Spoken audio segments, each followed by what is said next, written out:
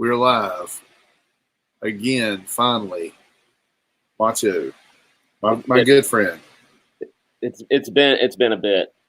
It's been a long time, hasn't it? It has been, yeah. You know what? You sound a little tired tonight.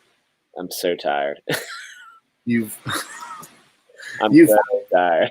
You've had a busy season, I hear. Yeah. So right now, like October is probably the busiest time of the year for me personally at work. Well, maybe not. It's bike season, and like I ride mountain bikes is my job. Like I work on them and I ride them and I do skills and I do classes, and it's just happening now. We had this big festival and all these things, and I'm tired. I'm tired. Yeah, you're an outdoor guy. For people who don't know, you're an outdoor guy. You work for an outdoor entertainment company. That's correct. You're a tour guide of sorts. You're kind of like the MC in some ways. You're a shop runner in some ways. You do a lot of things and wear a lot of hats. I do a lot of things. That's correct. You're an event organizer. You do a lot of marketing. You're kind of a all-in-one guy. Jack of all trades. And they really put that to the test, don't they? Yeah, especially like just this time of year with what's going on. Yeah. Definitely put to the test. Well, I just want to say, man, anyway. I appreciate you being on with me tonight. I know it's not easy when you're this tired. That's okay. I have my seltzer water, and I wore my cat and fireworks shirt, and I'm excited to be back live again. I'm wearing there's the bro shirt. I'm wearing the bro shirt tonight, just for you. Yep. And hopefully R2D2 Sean will get in here at some point in time, because I'd love for him to see it. I know. We'll see what happens. But yeah, I'm excited. But we have some exciting things to talk about, and that's the main reason that I wanted to be on tonight. I wanted to talk. Well, let's get into it. But before that, I wanted to kind of talk about the space and time between videos and what people can expect going forward. Because I think that we're going to have a quick hour here where we're just kind of like, talking about things that we're a little passionate about, including, movies and stuff. But our good friend Billy Tucci told us when we were on his stream, he said, when the marketing department is open, the art department is closed. And he's referring to campaign runners such as yourself and myself who are making comic book campaigns. And it's really true, and so then therefore, when the art department is open, when the creative department is open, writing and art, the marketing department is closed. Yep. And sometimes you got to really just batten down the hatches when it comes to these things, especially if you got a full schedule with family and work and, whatever other things you got going on. Yep. You got to really focus. And so we've been in a state of focus where we've hammered out a lot of different things for our comic book hero, Blood of Patriots. Yep, absolutely. And it's been like we've had meetings, live stream or not live stream, but meetings like this where we're talking about things about the book and going over pages and panels and everything. And we've been ordering stuff. We've been texting each other every day about ordering and what we need here and there.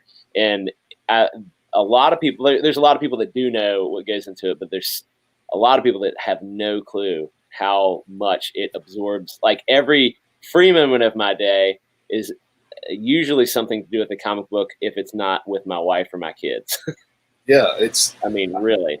I've been absolutely amazed at the amount of time this project has taken. Yeah, absolutely. I've never done anything like this before. And yeah, I've been doing creative projects for a long time, my whole career, and I've done some really big projects, things that took a lot of time to complete, a lot of effort by a lot of people to get done.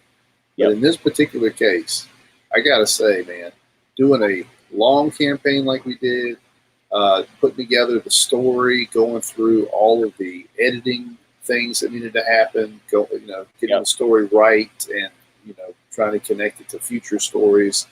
And then getting this artwork done, I'm telling you, I have never in my life carried a weight like this. So we're going to be we really jumped into the deep end of the pool. We're learning how to swim, aren't we? Absolutely. All right. So let me. I want to get some. Hold on. Give me a second. Like, look at my pants. You see that? It's the What is it? It's the Golden Girls. My wife. Hold on. Let me get something. This dude has Golden Girls pants on. Look, you just never know what you're going to get with Macho. This guy is he is weird and crazy, but very manly. Somehow or another, you still come off as manly. Look at that shirt. Look at that shirt. That's my 4th of July shirt. So I'll pray for you, buddy. So I'm going to show, this is a sneak peek for if anybody happens to be watching. I'm sure nobody's watching right now, but not yet. This right here, I'm not going to show you what it says, but this. Oh, cool. This is for our OBs, our original backers. This is only for you guys. So we spent, like, I know the book, like, so let's go ahead and address the elephant in the room. Our book's going to be a little bit late if you haven't gotten that email. It's going to be a little bit late. Yeah. But we're doing things to try to make it up to people. This is one of those things for our OBs, the people that believed in us first. And this is a dog tag. It's the original hero that you're going to meet in book number 1, volume number 1. It's his dog tag. It's a him in this book. And there's some Easter eggs in this dog tag, too, that's kind of cool. So when you guys get it, you can look at it. You can try to figure out maybe some of the Easter eggs or whatever. But these came in, so we're ordering things. I have a whole box full of them right here. Things are happening. Things are coming in, and it's exciting. So the campaign's going. Like, some stuff takes longer than we thought. Like, we were trying hard to get things done as fast as we could, and it's just not going to happen this time. But we appreciate everybody that believed in us this. I'm so tired. This far, and we got things happening. Yeah, dude, we're gonna do better next time for sure. And it's really been a big. I mean, it's really been a big pattern with so many of these campaigns. Yep. People have underestimated the amount of work. Yep. Which you're apt to do if you've never done 48 pages of artwork before, if you've never put together a story that connect to a trilogy. Like it's not the easiest thing in the world, especially when you got all these other things going on. It's a lot. And with the campaigns, it's not just making the comic. There's so much more, and that's the part that's hard to understand. Look at that, dude. That is tight. That is so cool. Isn't that cool? It's sweet. Like, this is pretty cool, and I ordered it in made in the USA too. That's nice. This bad boy is not it wasn't made in China. This is made in the USA. I think it was made in New Jersey. All right. Yeah. How much more American does it get? And they shipped it right here to me. Yeah. And it's I'm gonna wear it tonight. I'll wear it right here. So, dude, that's awesome. I appreciate it. Really good on your rearview just hanging in your nerd cave. Yeah. It's that'd be good on your Christmas tree. Yeah, totally. It's a good idea. Yeah, but man, as hard as it's been, as much work as it's been, have you had fun? That's the question. Oh man, so I've said it 1,000 times. That was like one of our like number one goal is have fun at this. Yeah, and I've absolutely had fun. It's been so much fun, and absolutely. I feel like I feel kind of odd because I've been like very silent on Twitter. I've like posted stuff and silent on a lot of social media. Yeah. But I feel like I have to be that way, and I don't know if you feel the same way. Like at this point in the campaign, it's like important. I don't know. It was important to me to focus on stuff, and I don't have a lot to say right now, but we'll both be back in it eventually, especially when we get the book out there and people can start seeing it. But for right now, just we got to focus. So yeah.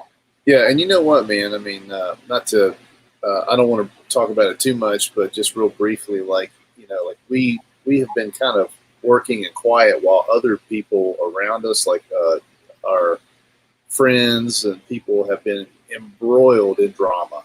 Yeah, absolutely. So I don't feel like we've missed a whole lot necessarily, because I like a lot of people who are fighting with each other. Mm-hmm. And it's cool to just kind of like, hang back and be like, look, man, we got a book to put together. We ain't got time for that. So you guys have fun with that while we're making comics. Yeah, I'm not planning on getting involved in any of that. And, I want to continue to have fun. That being one of the number one goals. And drama is not fun to me. And fighting on the internet is not fun to me. And arguing with people that I respect on every side. All right. Nobody's getting special treatment. Just not fun to me. So yeah. Comicsgate is a crazy place, right? The state of Comicsgate is just insane. Comicsgate or anti-Comicsgate or whatever it is. Yeah, adjacent, whatever you want to call yourself. It's just wild. But you and me, I think our focus is fun comics. That's the main thing. Just having fun.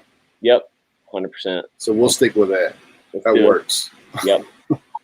All right, so let's get into some Star Wars. Before we play the trailer, we're gonna try to play it, and we may have some technical difficulties. Hopefully, you guys can hear it as we play it. You haven't, if it's nasty, just go on and watch it yourself. But we're gonna play it. But before we do, I just wanted to ask a little bit about your opinion on, before we even watch it. What's your opinion on Star Wars right now? Me? Yeah, yours. What's yours? Hold on. We got our buddy number 7 of 9 just came in. He's driving though, and he can't type. I just wanted to say the evil one, the most evil man that I know. I felt his evil presence creep into the chat. But speaking of Star Wars and evil presences that might be around, he's super evil. But good to. I hope you enjoy the chat tonight, Seth. Yeah. So, anyway. Thank you. Current Star Wars, man, I almost don't even know where I am on it, because, I really, really want to like it. I want to like everything, because Star Wars is so important to me, but it's not just me. It's important to so many other people, right? Like, it's just such one of those IPs that are, there'll never be anything like it again. But The Last Jedi, and I'm like 100% full honesty, when I first watched it, I was like, oh man, the movie was awesome. And then I watched it for months past. I watched it the second time, and I was like, that movie was garbage. It has totally soured me on a lot of Star Wars. And I look at something like Rogue One, and I'm like, man, incredible movie. Right. Fantastic movie. Yeah. And then I look at Last Jedi again, I'm like, what made me, I think it was just hype that made me excited about it at that point. So I tried to go into watching this trailer with a little bit of like reserve, because I didn't want to overhype myself, but like Mandalorian looks incredible. Right. Looks really, really good. Yeah. And this trailer, we'll see. Some things look fantastic, and some things I have questions about, which hopefully I'll be able to show you on the replay. So yeah. What about you? What do you think? I think the state of the galaxy is not good.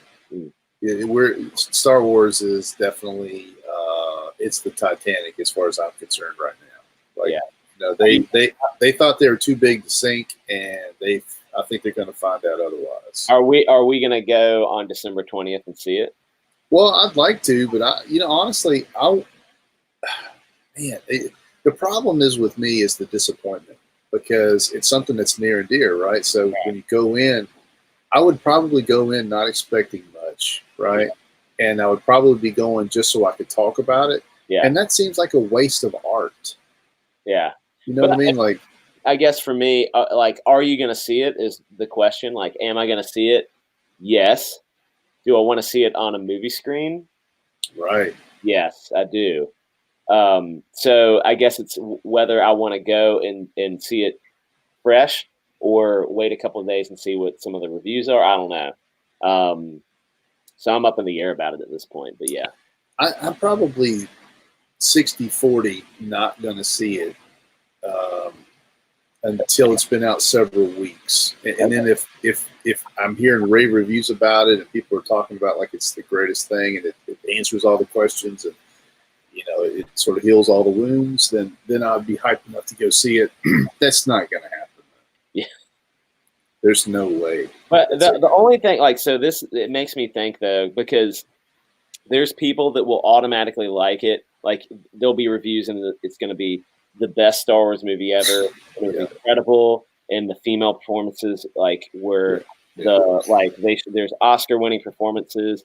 Yeah. And Finn and Oscar Isaac, where they were best buddies, and they were the duo of the century, and all that. And then there's going to be people that hate it no matter what. Right. There's going to be people that are like, it was awful. The female performances were they were the worst female performances I've ever seen. The buddy situation was not good. It was cheesy. So no matter what, it's gonna be like this is a Infinity War situation because it was the same thing for Infinity War, and I had to go into Infinity War like this is a movie that I'm not gonna judge it on whatever it happens to have put in it that I might not like. I'm not judging it on political correctness right now. I'm judging it on did it entertain me and was it fun. So I know it's hard to separate, but that's what I'm going to try to do. Is like, was it a fun movie and did I like it? Yeah. Yes, no. Right. And that's hard with Star Wars because it is the most ingrained, deep part of nerddom, and all of us have that part of Star Wars that we can't let go of. So we'll see. But I want you to hearken back to 2015 when you and I sat in the theater and watched The Force Awakens. Yeah. Okay.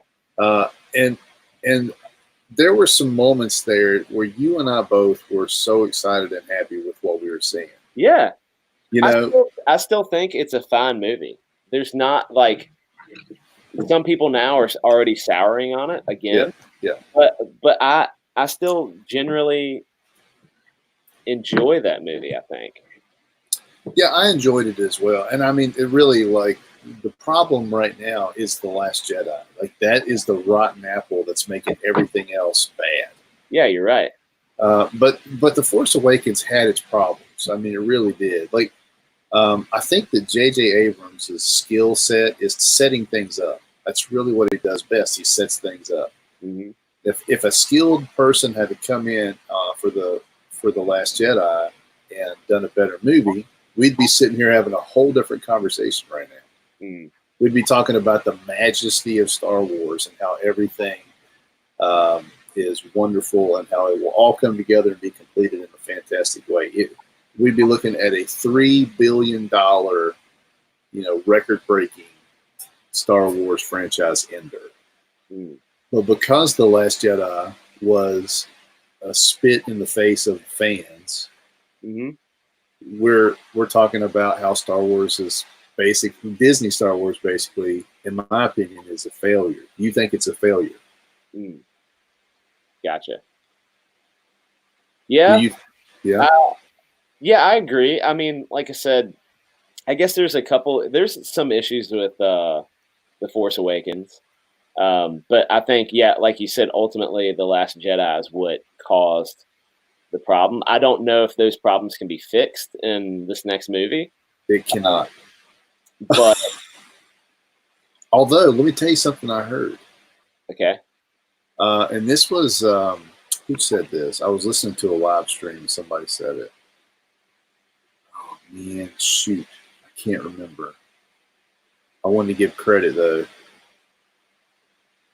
I'll remember in just a minute. But basically, the theory was that that Luke Skywalker was actually killed by Kylo Ren, and that the Luke Skywalker that Rey met was an actual Force ghost from the beginning. Oh. Yeah. So that kind of flips the script. If that's the case, you could kind of. I'd have to go back and really test this out. Kind of like he was almost like the Sixth Sense. He didn't know he was dead, sort of situation. No, like he was a physical manifestation of the Force. Okay. He was not the real Luke Skywalker. Okay. Huh. Which would explain how he could kind of change his form and move from place to place. And he was like, yeah, okay. So it wouldn't necessarily fix everything. I don't think. but it could.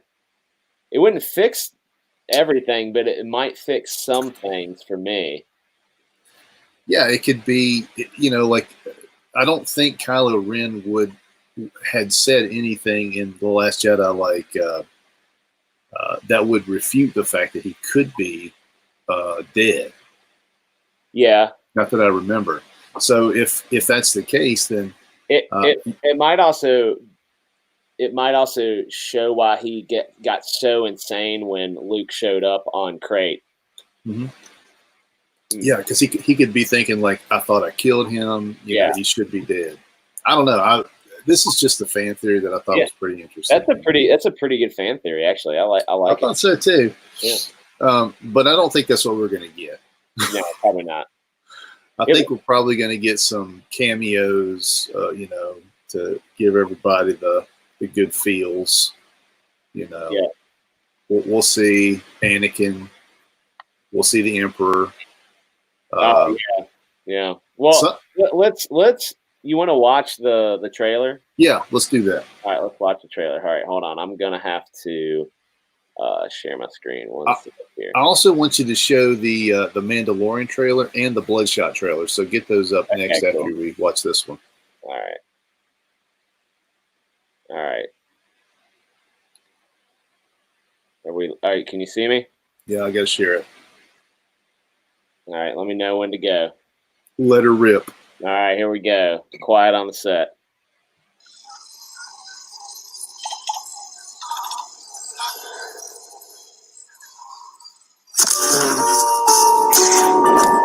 It's an instinct.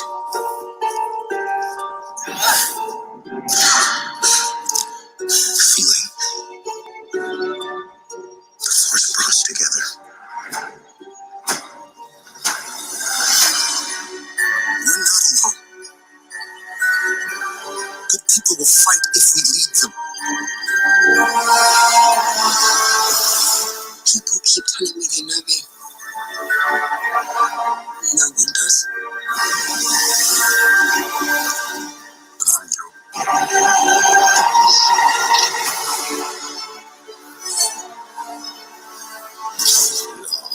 Have I waited? And now you're coming together.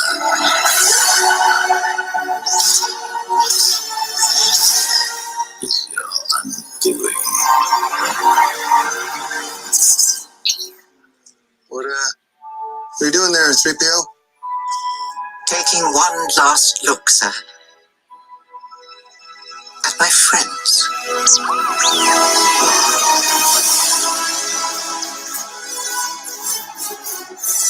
Confronting fear is the destiny of a Jedi.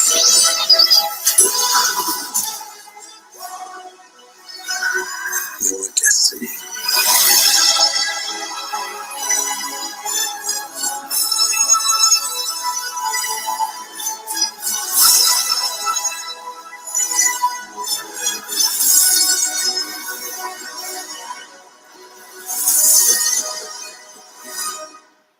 The Force will be with you.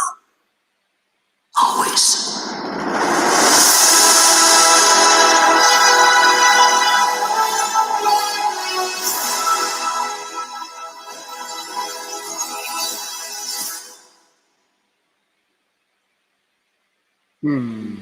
Okay. So let me say, number one, John Williams is a master with the score. Like the score, the Star Wars score Yeah. When that's playing, like if I just close my eyes and I just listen to it, Yeah. I think this is going to be the best movie ever in the world. Yeah. John Williams is 50% of the Star Wars feeling. Right. So, so I'm very excited about that. But and you know, the trailer doesn't look all that bad. Like it looks pretty good. You know, we're looking at Rey and Finn, and she's running around like, you know, this is Jedi training happening. Yeah. Pretty cool. There's the rebellion is together still. There's like crazy, like big, like big alien. It looks like the guy from the Muppet, like Still Manhattan or whatever. Billy D. Williams is in here. Lupio's over there. It looks cool, right? Yeah.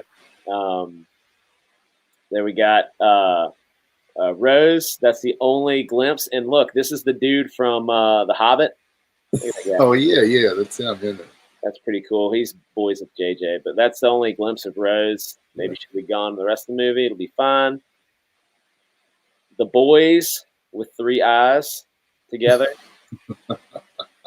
Hammerhead Corvette coming through, looking sweet. That does look pretty cool. I like that. Really cool scene right there. Yeah. I don't know what this world is. It looks terrible. Why would anybody be there? I think that is a piece of the original Death Star. Oh, gotcha. That they are fighting on the surface of. You think this is what's the world that they ruined when in Rogue One? Oh, I don't remember, but I think this is wherever this is. This is a piece of the original Death Star. Yeah. All right. That crazy cool ice world. Yeah. And then you get Star Wars version of the Iron Throne. Yeah, that looks like I guess that's the Emperor's throne. Yeah. So we've got a cloaked figure in there, so it's probably going to be the Emperor. Toward the end, you see a cloaked figure. Maybe Thanos is going to be sitting on that thing. I mean, right? Yeah. Same universe now. And then this Destroyers is blowing out of this ice world, I guarantee you. Yeah. Now this really interests me. Like I know this might be like you know, playing this scene right here is aimed at children, because this is like, look at all these ships they can make and stuff, right? Yeah. Oh, man. Yeah. But that like where the Falcon comes flying down, like I can just see what's happening here. It's going to be a blank space. You know, it's the Steve Rogers on your left scene from Infinity War. Yes. You know what I mean? That's what this is. Yeah, it's going to be them coming in finally, from wherever they've been. And I noticed this ship right here, and it looks a lot like Ghost from the animated series ship. One of the ships in there. Okay, right on. I may or may not be right on that, but anyway, it looks really cool. There's going to be a character from the Star Wars Rebels. Yeah, that's the Rebels ship, I'm pretty sure. Okay.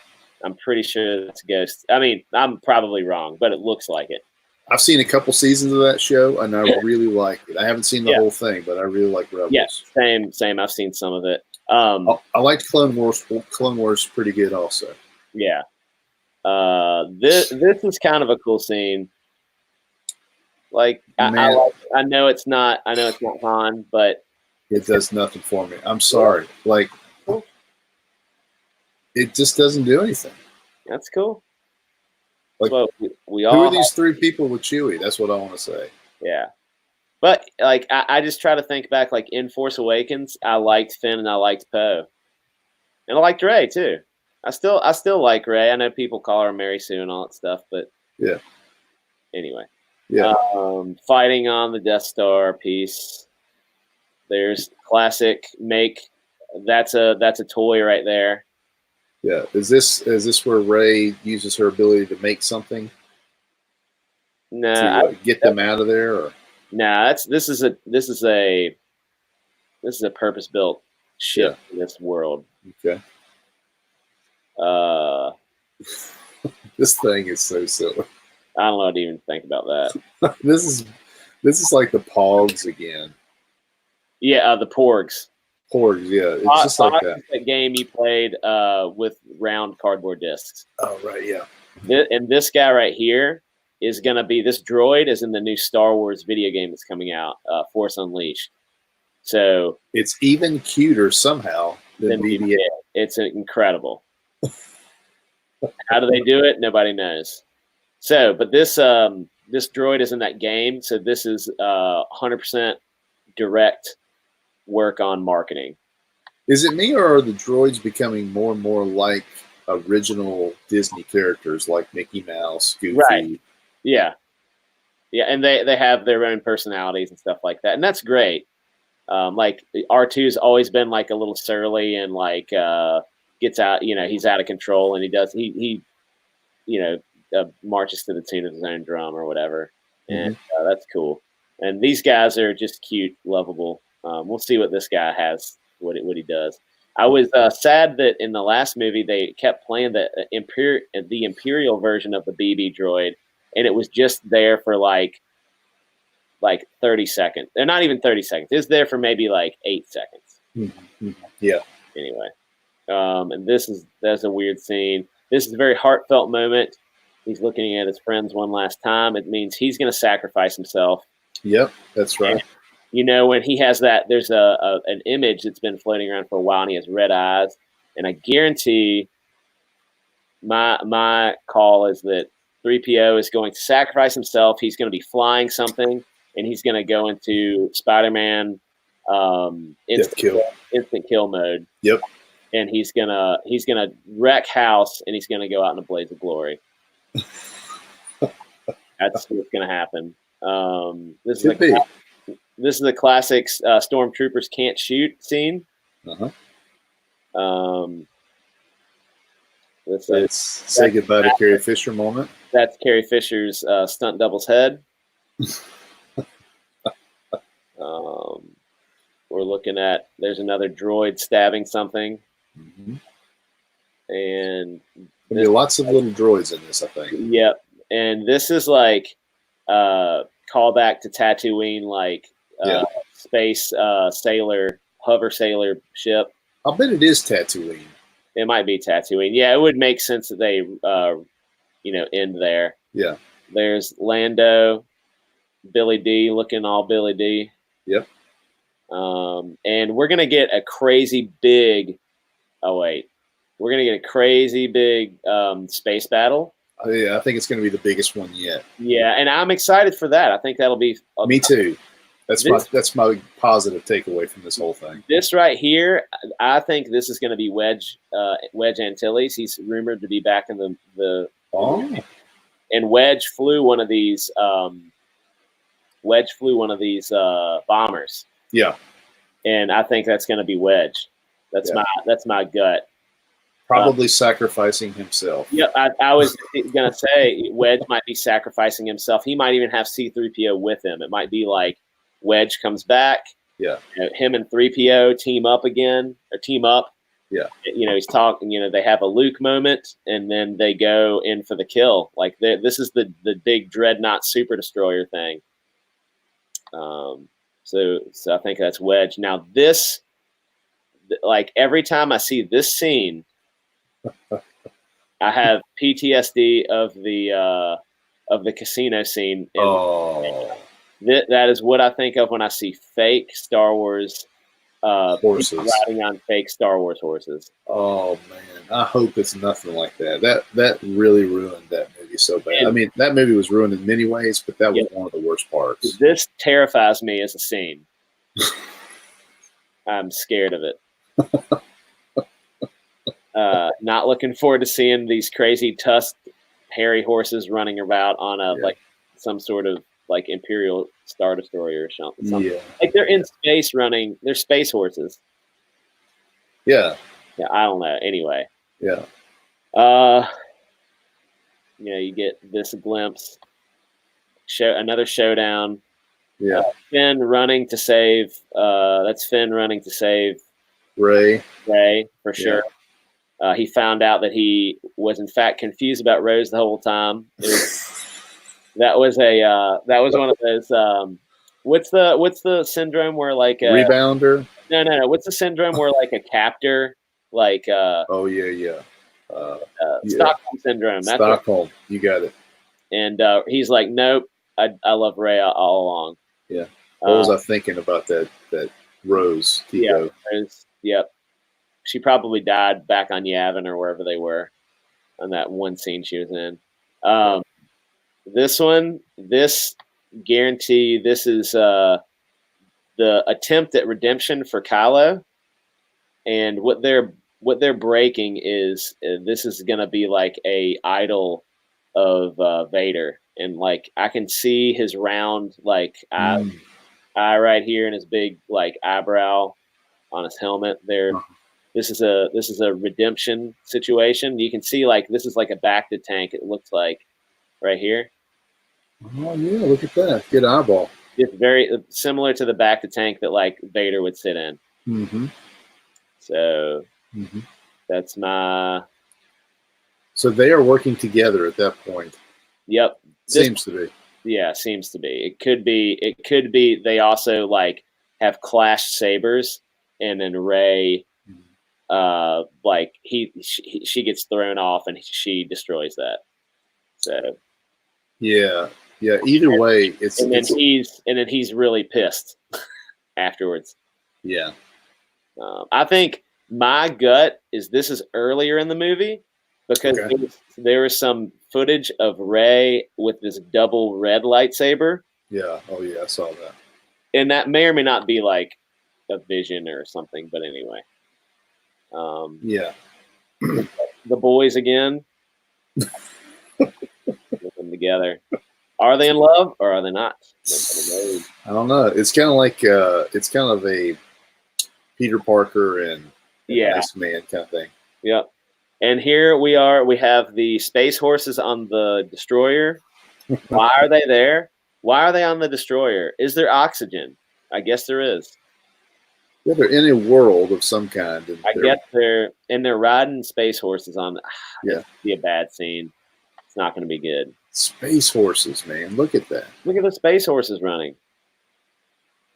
Is it Ewok horses? Are they like they get help from Ewoks? No, sir. That's look at this one over here. Watch this one over here on the left. See him? All right, watch. Gallop, jump. Look at that jump. That's a huge jump. Space horses got ups. Now you're a man who's familiar with horses. Could horses run on a surface like that with a flying ship? Not ship not in Earth, motion. Not Earth horses. Earth horses would lose their crap. They and horses, they're smart, but they don't so they'll fall off of stuff right. They'll run off of a cliff and stuff. Well, in JJ's defense, like you said, these are space horses. They're space horses, and it's also like a steel or a metal, some sort of metal thing. If those horses have horseshoes on, it would be like running on ice for a human. It doesn't do well on like metal. I'm just going to say this is probably going to be a bad movie choice right here. The space horses is bad. I think we can call that one. I hope this battle is really good. There's an X-wing. There's one of those crazy bombers that like flip around with the long wing. Something's getting shot right there by that X-wing. Pretty cool. Yeah. Brooding. He's good at brooding. Yep. And there's Rey, and obviously because they teased him laughing, they had him talking as the Emperor. Is he going to be that floating weird chair? Is he going to have spider legs? Who knows? I'm hoping for spider legs. That would be pretty cool. I think spider legs would be sweet. Rey is looking up like she's backing up because they snuck in the Darth Maul at the end of Solo, so maybe they did. Spoiler alert. I'm sorry. No, it's okay. I've seen it. And Rey, that look right there is like this is where I think moviegoers, or let's just say Star Wars fans, are. We're just left like, okay, man, we know Rey is, is special. We get it. She's special. But what is the point? I think this might be though, like maybe it's. I mean, well, they say he's saying like you're a Skywalker or whatever he's saying. I can't remember. Like the Force is with you, but I think she's meant to look like.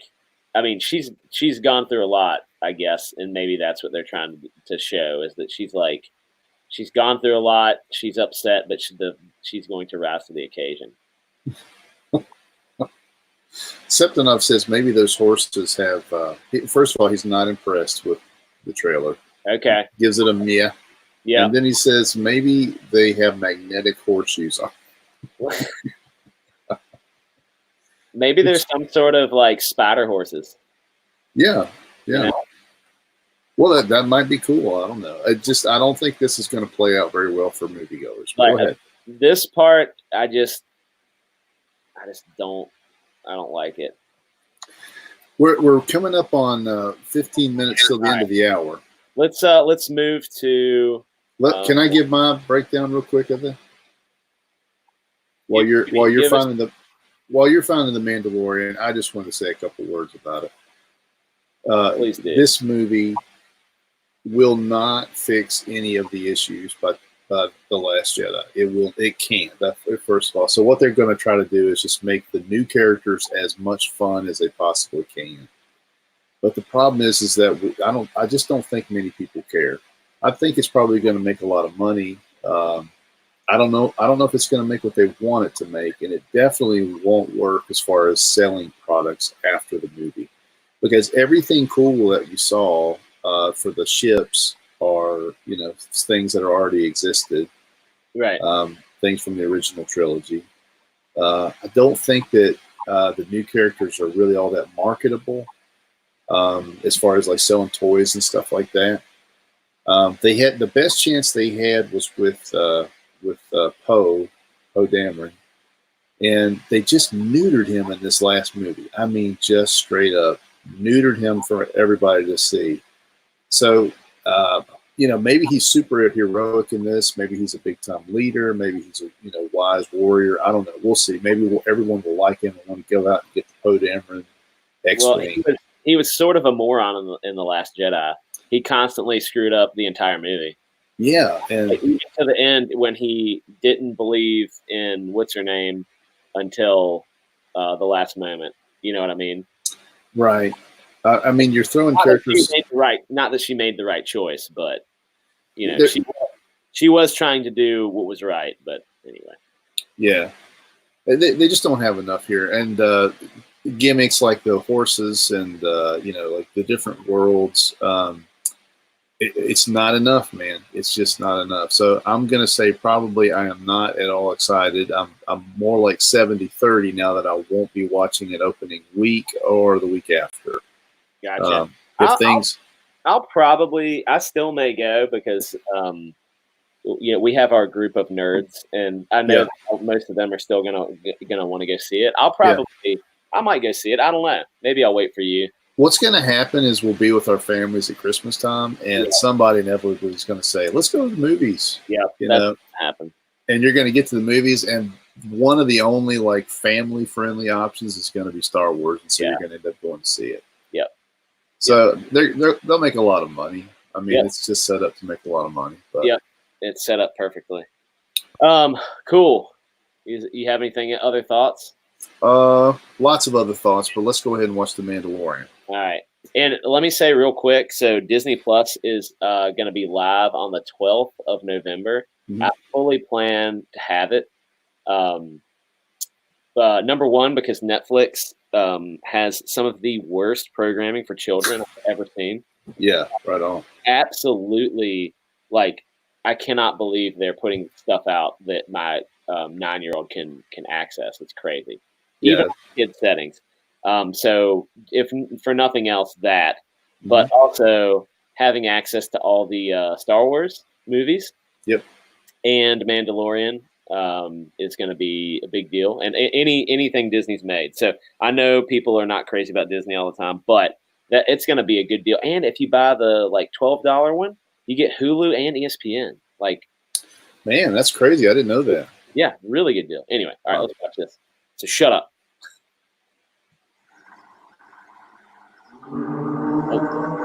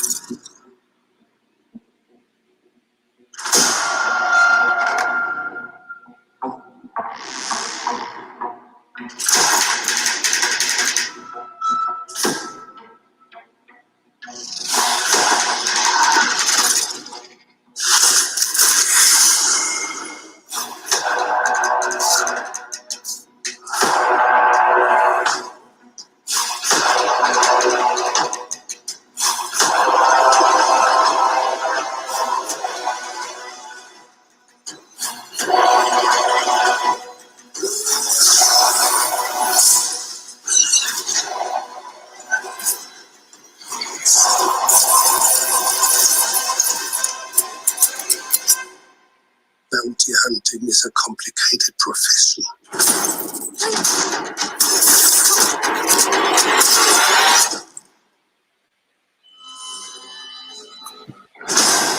Don't you agree?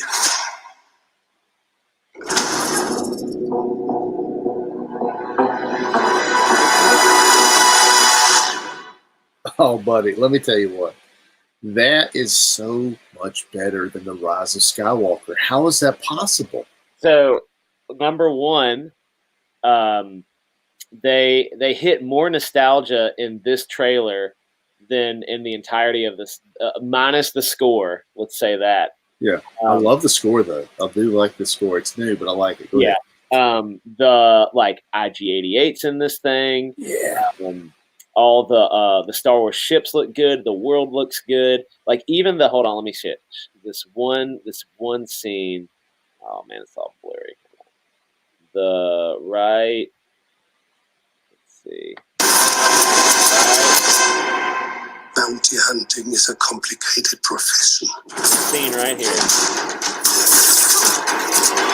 Right there. Look at that freaking. He has like it's a Han Solo. He pulls a blaster. Yeah. He has the draw from the hip and fire like that gave me like chills. And then IG-88. Let's all just super dope. Witness the glory of IG-88 right here. I mean, everything looks good. Carl Weathers is. You got Carl Weathers. Who cares about Billy D. Williams when you got Carl Weathers? Like look at this right here, like this crazy like fractal scene is like super cool. The ship is cool. Yeah. Yeah. Now this is who's the director on this? John Favreau, I think. Favreau, yeah. Dude, and that guy is legit one of the best, I think, in Hollywood right now, putting out the best content. He's got it. I think he gets what makes Star Wars cool. He took the Boba Fett character, and I don't think Boba Fett's even in this, but but took that and made it still Star Wars, different score even, but it still it feels like Rogue One, which I think feels like Star Wars. Yeah, it's exactly why Rogue One succeeded and exactly why this is going to succeed. Is this trapped in a timeline like Rogue One was? Is this because IG-88's in it, so it seems like it's got to be earlier than Force Awakens because IG-88's still in it. Yeah, and the tech all looks similar. I mean, it feels like it's around original trilogy time period. Yeah, the stormtroopers are still OG stormtroopers. Yeah, the film looks sharp, but it's still got the same coloring as the original trilogy. Like it's very brown, it's very earthy. Yeah, that guy's cool. I don't know who he is. His voice is cool. Yeah, it looks really, really good. And you know what else I like is that they're doing it. They're serializing this, and it's not a full-on just episode dump where it's 13 episodes and you just binge them. Yeah, they're doing it weekly, and I like that they're making you wait. Like, you can wait for them all to be available, but I watch them every week, and I'm gonna be so excited when it comes out. And I feel like that's part of the experience and the nostalgia is waiting for it. Yeah, that's right. And yeah. I'm kind of excited about that. Dude, you're right. And that's going to add a whole new element to streaming services. That's going to be the new norm, I believe. I hope. I think that they're doing it right on that. Yeah, because they got to get the water cooler conversations going at job sites, and they got to get people like us, talking about it and doing it episode by episode.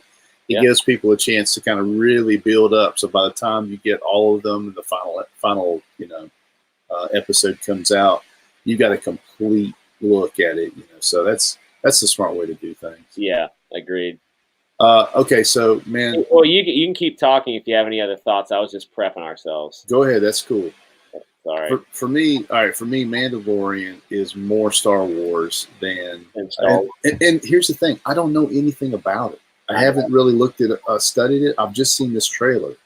I just think that just that one trailer, all the cinematography and the shots are way more beautiful and way more interesting than 90% of what I saw in Rise of Skywalker. Yeah, so, yeah, I love it. I love all of it. It's more interesting, like I said, and that's what I want to see. And I like they had the carbonite, that dude in the carbonite. Love it, man. And I want to know more about that. That's iconic, and they figured out how to put it in there and make you, pull you in. All they got to do is add those little Star Wars touches, and that's where someone like Jon Favreau is going to get it. He's going to understand it better than somebody like J.J. Abrams, I believe. Here's the other thing that I wanted to say earlier. J.J. Abrams has never finished anything in his life. All the movies they just don't have the satisfying ending. If someone, like Cloverfield, oh my gosh, if someone can give me a movie that J.J. Abrams has directed that had a satisfying ending, a resolution that was really solid, I'd like to know about it. I don't think the Star Trek movies did that extraordinarily well. I probably would say that the Star Trek movies are they his best movies? I don't know. Are the Star Trek movies J.J. Abrams' best movies? They might be. I didn't watch the last one.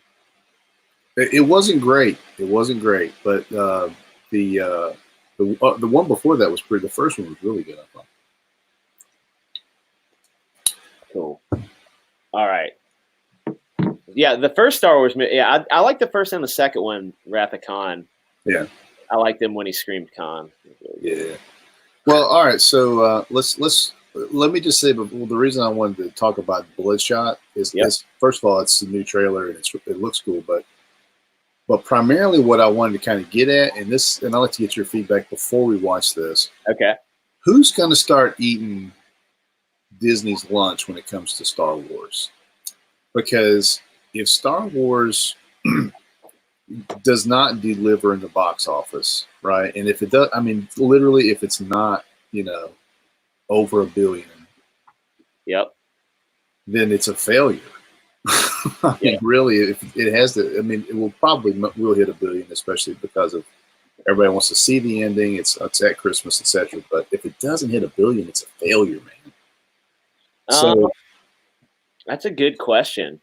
Like who's going to eat the lunch? And so then you've got this trailer just dropped today. Yep. And man, this is a different looking kind of comic book movie. You know, a lot more serious, takes itself a lot more seriously. There's it's a harder edge to it. This is not going to be something that necessarily eats Star Wars lunch, but just think about if a company like I'm not sure who's putting out the Valiant content, but somebody's going to buy up somebody has bought up the Valiant content. They're going to start putting out movies based on these characters. All it takes is a Guardians of the Galaxy type of movie to absolutely replace the big movie, the big franchise like Star Wars right now. Yeah. So they are susceptible in a way that they've never been. Even when the prequels came out. Everybody was still excited about the prequels. Yeah. Even at Revenge of the Sith, and then after Revenge of the Sith, that's when everybody was like, "Oh, what a letdown it was." Right. Right? What did you think about that? Like, do you think that Star Wars is susceptible right now, or what do you think? Yeah, there's like when you're at the top, there's only one way to go, one place to go. You know, Yeah. what I mean? And there's a lot of people like that think the way we think that have been have been have seen through it for a while, I guess. Yeah. But more people are seeing through it. I think more people are going to start seeing through it now. DC's not going to dethrone it, and No. Valiant at this point is not. The thing that's like you need another IP that's big is what you need. Right. It's gonna Aliens could probably be something that could potentially be as big of an IP, but they just keep letting Ridley Scott direct them, and they don't make any sense at all. So like it's gonna take somebody like how Marvel takes chances on unknown directors and they end up being incredible. That's what it's going to take is a studio doing the same thing and then investing in these like indie directors with different visions that are really like nailing it. You know what I mean? And so they're making a new Dune series. They're redoing Dune. Now that could be really cool. Dune could be really, really cool if they redo that and they do it right and they don't rely too heavily on the books. Like, well, I mean, rely on the books, but get cool indie actors cool indie directors, and don't like just keep. They're like, oh, I got this great idea. We'll put this director that although I guess it didn't work out for Ryan Johnson, but anyway, it's all about the right guy. You get the right guy at the helm, and anything can happen. Yeah. When it comes to other space operas, there's just never been anything that's really, I mean, Star Trek movies, but other than Star Trek movies, nothing's come close. Yeah. But it's out there. What I'm saying is it's out there. Like they missed the mark on Ender's Game. They had kind of a chance. There's a lot of content with Ender's Game, but they kind of missed their opportunity. I've read a couple of those books that they're incredible, and it just didn't work with the movie. There's another book series that I read that could be that I think could potentially rival Star Wars for like for scope and excitement and like potential like space opera awesomeness, and it's called Red Rising. It's like a 4-book series right now, or 5-book series. I can't remember. But it's a little bit more brutal than Star Wars is.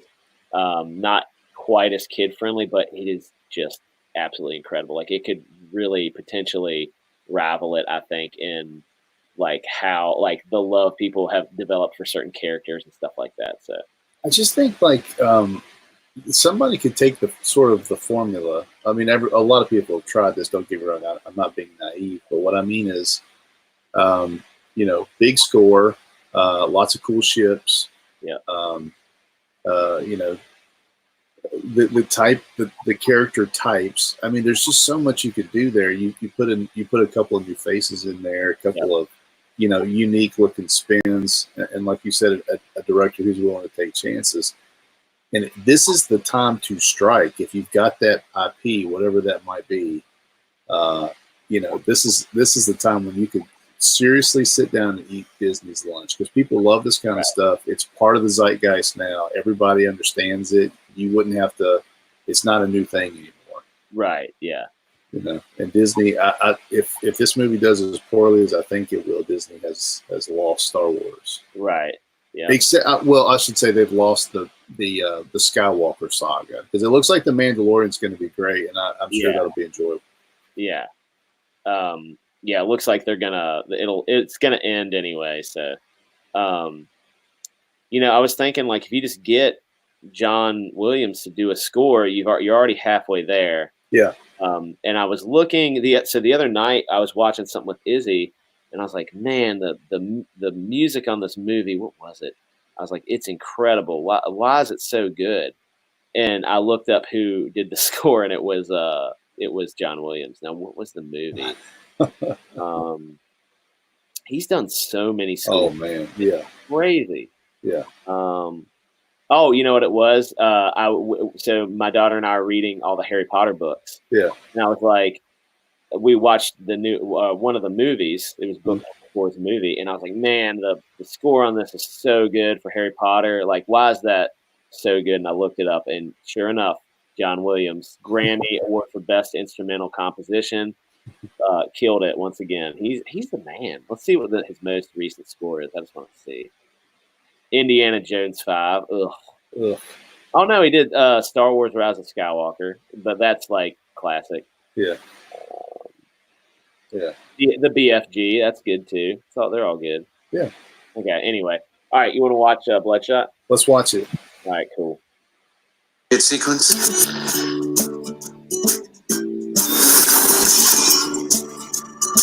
Gina and Hope.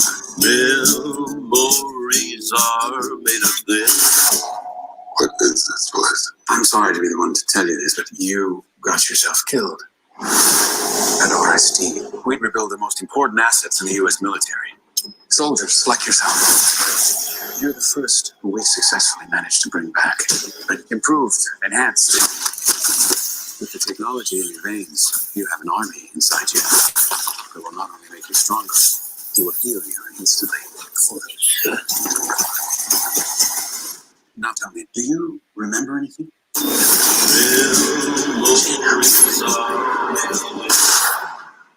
Where are you going? I've got unfinished business. I'm gonna find the man who murdered my wife and kill him.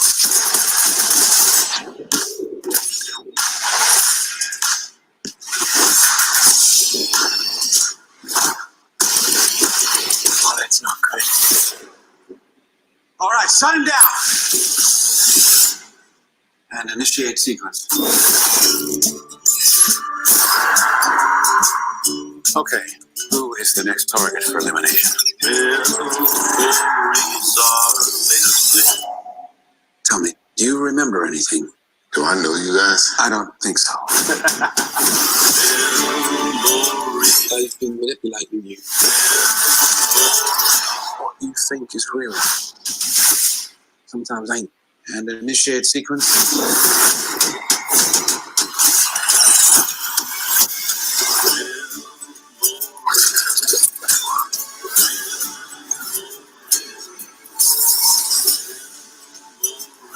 Control me further. Sure about that? Revenge is what makes a man like you exceptional. You know nothing about men like me. That is absolutely fantastic. I feel like I just read this. Are they playing this on repeat? All right. Yeah, man. What are your thoughts on that? So this looks good. I think. Like I'm intrigued. The only thing, my first criticism is that a Vin Diesel in a black V-neck, and then we also have Vin Diesel in a white wife beater. So if you just showed this to me and you didn't have any of like the exposition or any of the like Bloodshot graphics and stuff, if it said Fast and the Furious 8, I'd be like, this Fast and the Furious movie looks really good. This is a totally different way. Like if you put one hot rod in this, a black Charger, it would be Fast and Furious 8 or 9 or whatever it is. Yeah. Well, I think that's totally unfair.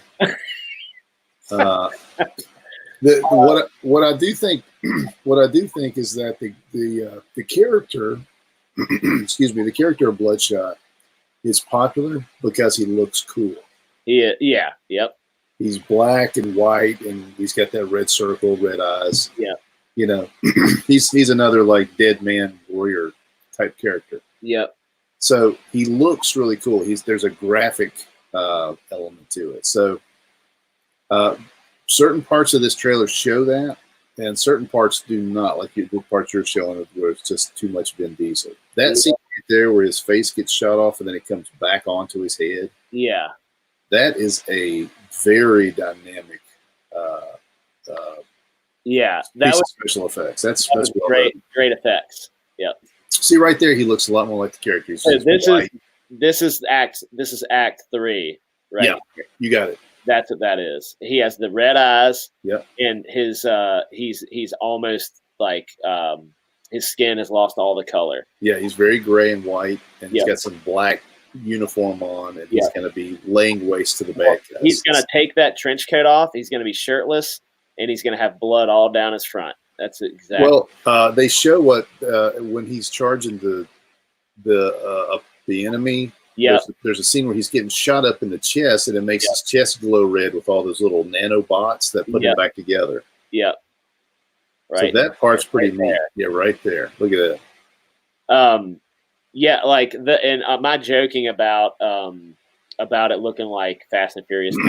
I mean, aside from the fact that he's wearing a black V-neck and a wife beater, like it does look really good. Like I'm interested in it. Yeah, and it is. It draws some interesting parallels between our comic too, in the fact that he's a fallen soldier. He's reanimated. Yeah, and he's obviously he's being used for a nefarious purpose. Yeah, but he's going to ultimately succeed and be an anti-hero, but a hero.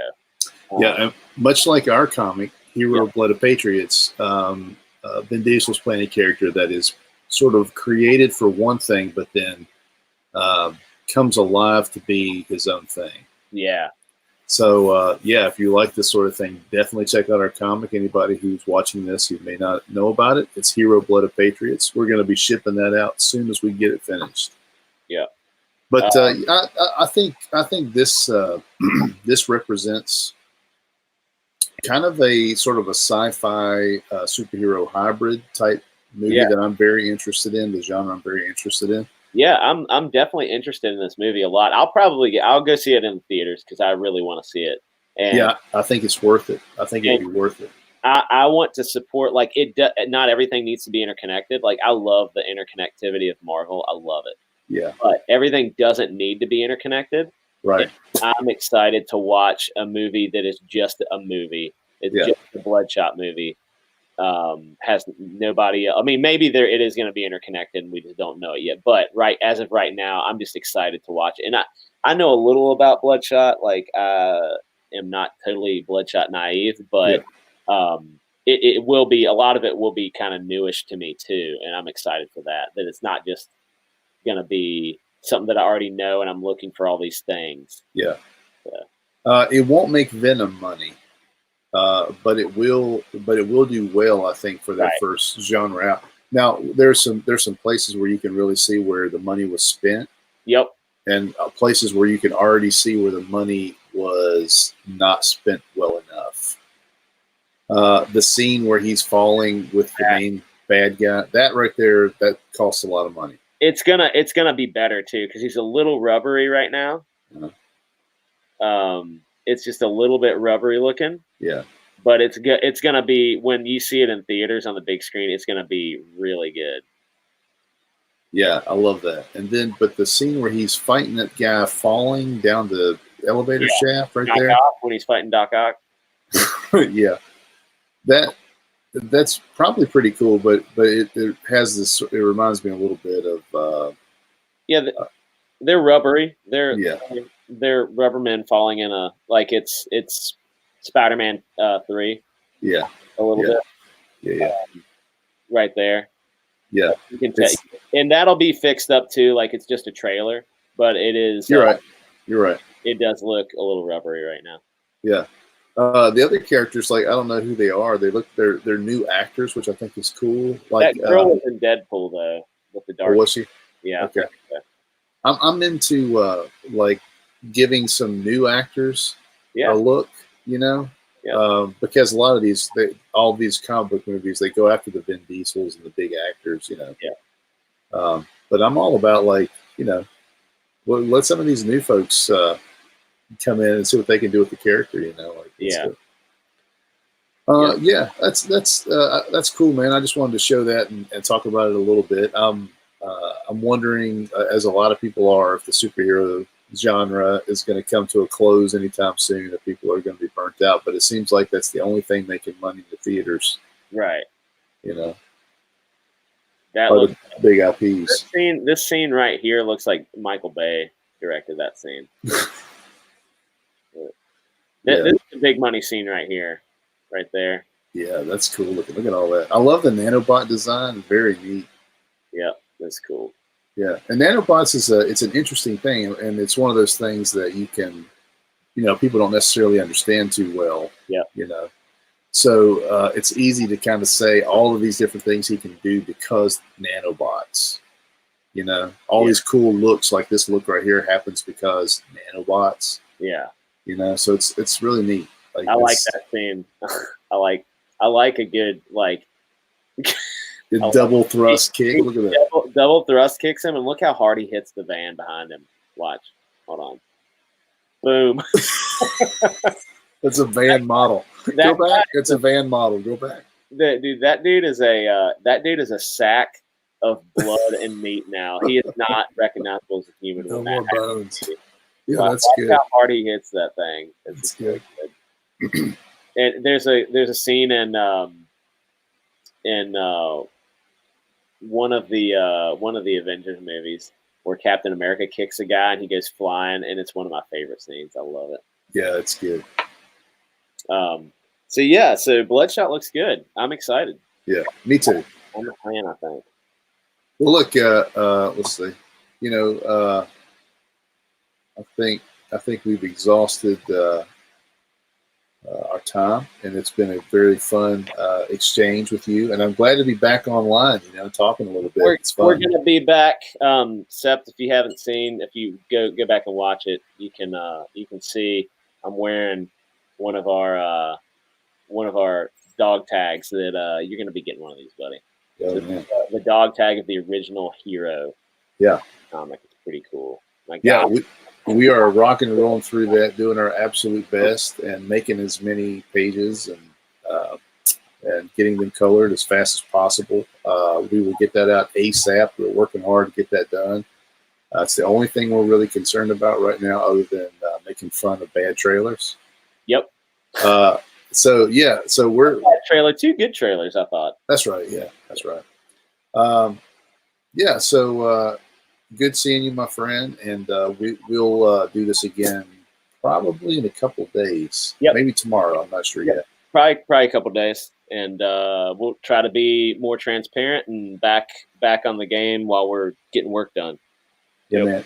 Yeah, I'll be doing some live streaming probably during the day. And for those of you who don't know, I do have a Facebook page. It's just Mutt-Man Comics. I'll put the link. I'm not sure exactly what it is, but I think it's Mutt-Man Comics over on Facebook. And I do like to stream my process on Facebook. We have our kind of thing that we do, our live thing here on YouTube. But I like to go on Facebook and do silent streams. People can see me draw. They can ask questions. So definitely look for that. If you're on Facebook, definitely watch that. And I'll probably do some live streaming on YouTube as well. But yeah, just going to let you guys see what we're doing. We got a lot of pages inked. I got some fresh ink to show YouTube, buddy. So coming up pretty soon. Sweet. Sounds good. All right. Peace out. Later, everybody.